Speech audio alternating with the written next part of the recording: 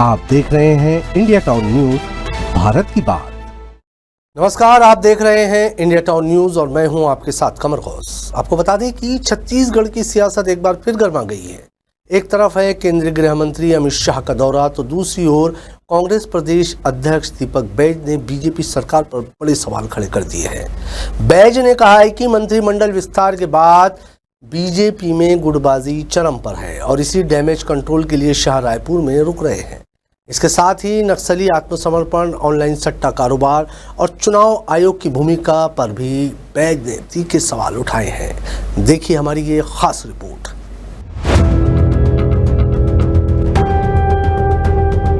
भाजपा में असंतोष और गुटबाजी चरम पर है। कहीं न कहीं सरकार पूरी तरह से बदनाम हो चुकी है।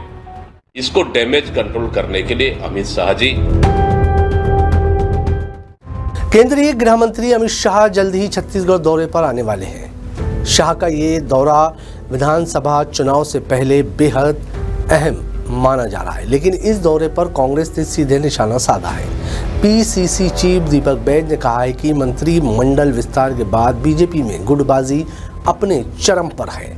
कई वरिष्ठ विधायक नाराज चल रहे हैं और यही वजह है कि अमित शाह को रायपुर में रुकना पड़ रहा है। बैज ने तंज कसते हुए कहा कि पार्टी में उथल पुथल मची हुई है और शाह का दौरा केवल डैमेज कंट्रोल के लिए है। नक्सल मुद्दे पर भी बैज ने सरकार को घेरा। हाल ही में हो रहे नक्सली आत्मसमर्पण को उन्होंने इवेंट करार दिया। बैज ने कहा कि सरकार को 103 नक्सलियों का पूरा प्रोफाइल जनता के सामने रखना चाहिए। उन्होंने ये भी याद दिलाया कि बीजेपी शासनकाल में फर्जी सरेंडर और निर्दोष आदिवासियों की गिरफ्तारी हुई थी, जिसे बस्तरवासी आज भी नहीं भूले हैं। बैज ने सवाल उठाया है कि 2016 में नक्सलवाद खत्म करने की डेडलाइन दी गई थी, तो अब क्या 2026 तक खत्म होगा और क्या गृह मंत्री शाह इसकी गारंटी देंगे? कहीं न कहीं मंत्रिमंडल के विस्तार के बाद भाजपा में असंतोष और गुटबाजी चरम पर है। कहीं न कहीं सरकार पूरी तरह से बदनाम हो चुकी है। इसको डैमेज कंट्रोल करने के लिए अमित शाह जी आज रायपुर आकर रुक रहे हैं और कल बस्तर जाएंगे। बस्तर तो एक बहाना है और डैमेज कंट्रोल करना ही उनका मेन निशाना। और 103 नक्सलियों का आत्मसमर्पण करने का सरकार दिखा रही है। अमित शाह जी केंद्रीय गृह मंत्री आ रहे हैं बस्तर, तो उनके लिए एक स्क्रिप्ट तैयार किया जा रहा है कि इतने नक्सली समर्पित हो गए हैं, वो दिखाना चाह रहे हैं। मैं समझता हूं कि इसको एक इवेंट की तरह ये सरकार इसको मैनेज कर। सिर्फ नक्सल ही नहीं बल्कि ऑनलाइन सट्टा कारोबार भी बैज के निशाने पर रहा। उन्होंने कहा कि एनसीआरबी की रिपोर्ट में छत्तीसगढ़ नंबर 1 है सट्टा कारोबार में। 2023 के चुनाव में महादेव सट्टा ऐप को भ्रष्टाचार की उपज बताया गया, लेकिन वही ऐप आज उसी सरकार में फल फूल रहा है। बैज ने तंज कसते हुए पूछा, जब डबल इंजन की सरकार है तो आखिर ऑनलाइन सट्टा ऐप बंद क्यों नहीं हो रहा है? क्या ये सरकार की आय का जरिया बन चुका है?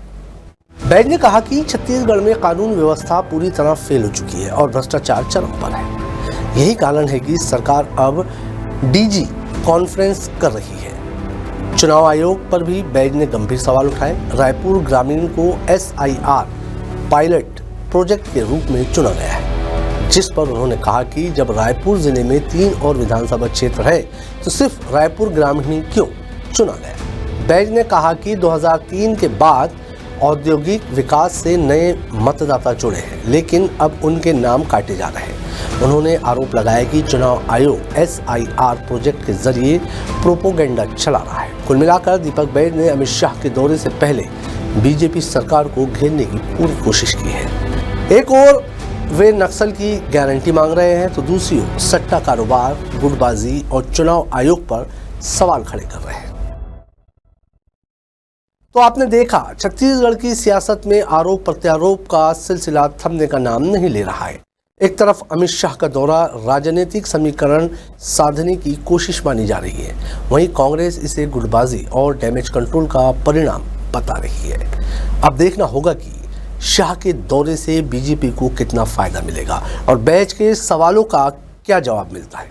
हमारी इस खास रिपोर्ट में फिलहाल इतना ही। मुझे दीजिए इजाजत और आप देखते रहिए इंडिया टाउन न्यूज़ भारत की बात। नमस्कार। आप देख रहे हैं इंडिया टाउन न्यूज़ भारत की बात।